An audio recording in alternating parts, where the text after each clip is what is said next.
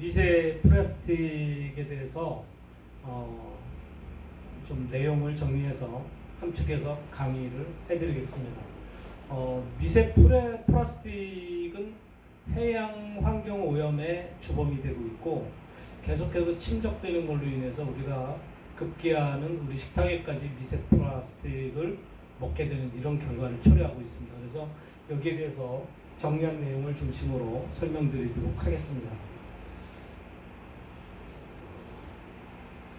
미세 플라스틱은 영어로 마이크로 플라스틱 이렇게 표기하는데 입자의 크기로 구분합니다. 그래서 크기가 5mm 미만의 크기 작은 플라스틱 조각을 미세 플라스틱이라고 하고요.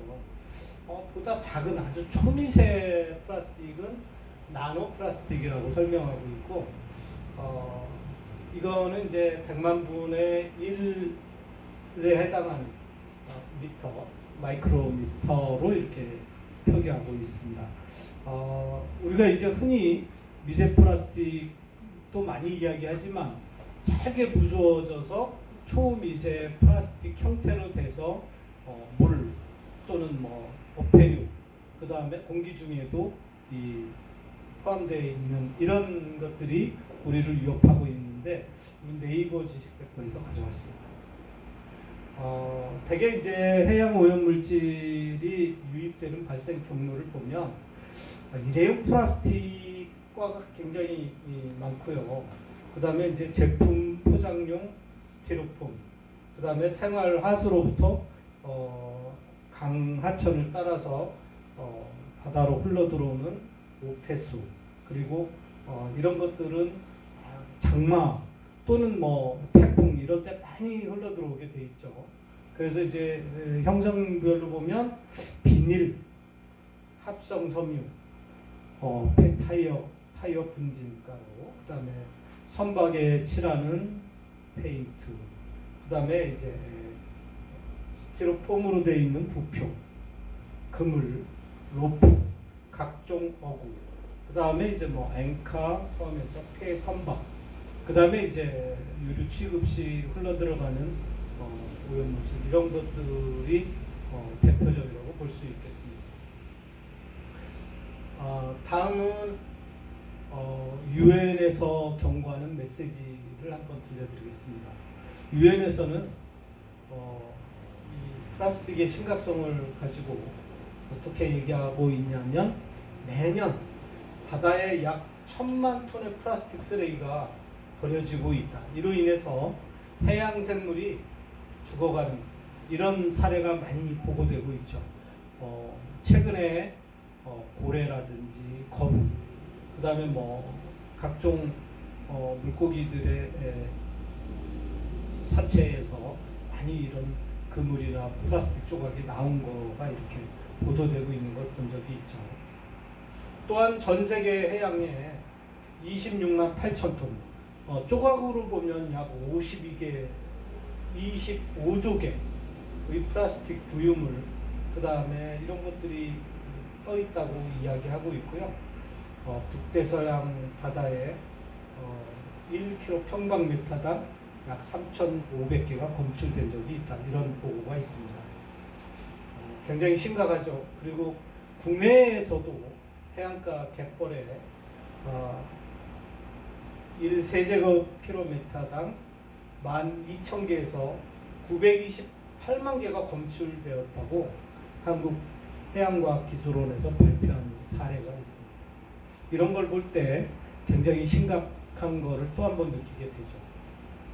해안가에 퇴적되는 미세 플라스틱은 여태까지는 1945년까지는 완만하게 이루어지다가 2000년대 이후에는 그 증가 속도가 매 15년마다 약 2배씩 증가한다고 하니까 점점 더 제품 생산을 줄이지 않으면 앞으로 큰 재앙이 오게 될 것이다. 이런 이야기죠.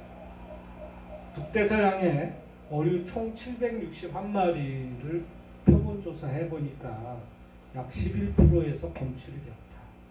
또 하와이 앞바다 이런 데에서도 치어에서 미세 플라스틱이 검출되었다.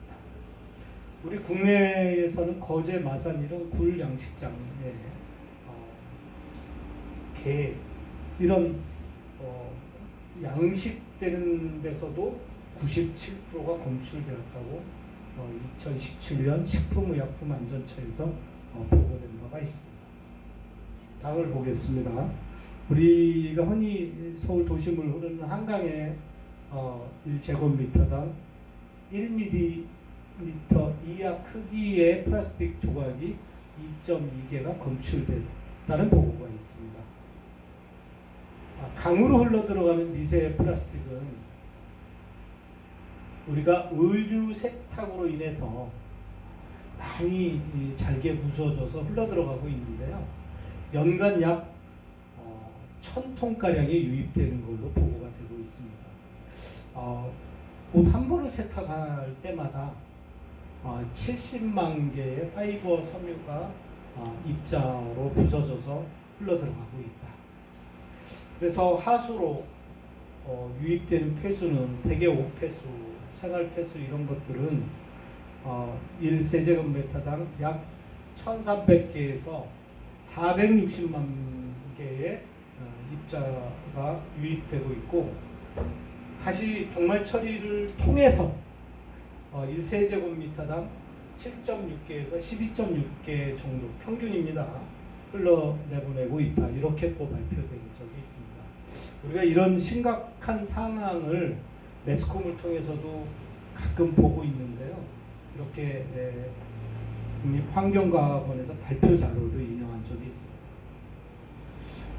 오염에 대한 조사를 조금 더 사례별로 한번 발표된 거를 들어가 보겠습니다. 우리가 사먹는 생수, 먹는 샘물이라고 표기를 했는데요. 또한 자주 우리가 사용하는 수돗물, 여기서도 리터당 0.05개가 발견이 됐다. 물론 다는 아니겠지만 생수 같은 경우는 시중에 판매되는 거 약 대여섯 가지를 조사해 보니까 그 중에서도 있더라고 이렇게 나와 있고요. 식탁에 오르는 굴, 게, 어류, 조개, 심지어 소금에서까지 검출이 되고 있다. 그리고 국내 수산시장에서 판매되는 수산물을 약 100g당 얼마 정도가 들어있나 조사를 해보니까 바지락에 34개, 담치에 12개, 가리비에 8개, 굴 7개가 검출되었다. 우리가 국민 1인당 조개를 먹는 섭취량으로 볼 때 매년 1인당 212개를 섭취하는 걸로 나타나 있습니다. 전 세계 평균 소금에서는 섭취가 하루에 10g, 매년 200개를 먹는 결과가 있다. 이렇게 그린피스와 인천대학교 보고서에 인용된 적이 있습니다. 해양생물을 대상으로 유해성 실험한 연구 사례가 있습니다. 여기에 표본조사한 게 양두모치, 갯지렁이, 물벼룩, 홍합실험 이런 데서도 나왔는데 양두모치 내장에 축적돼 있을 경우에 유형 능력이 저하되고 산화 스트레스 또 유전자 발현량이 증가된 것으로 나타났고요. 갯지렁이에 폴리에틸렌을 60일간 노출시켰더니 사망률이 증가되고 성장 속도가 저해되고 분변토에 농축된 다음에 다른 토양생물에 또 영향을 주는 것으로 나타났습니다.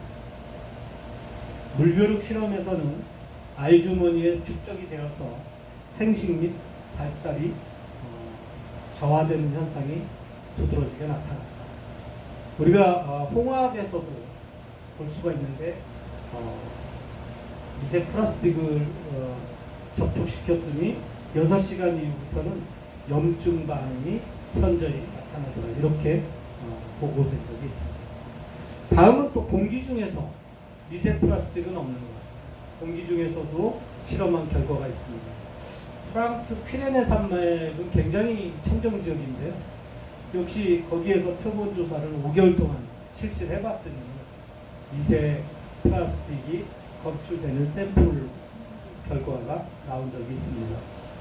원인으로 보면 약 1km 떨어진 다른 지역에서 불어오는 바람의 섞여 들어온 것이 아닌가 이렇게 발생 원인을 추정하고 있고요.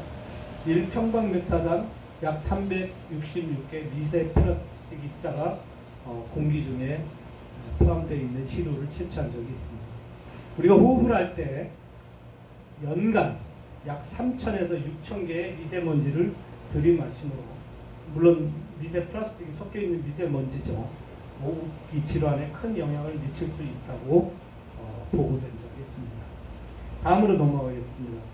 인체에 미치는 영향은 이런 것들이 있고요.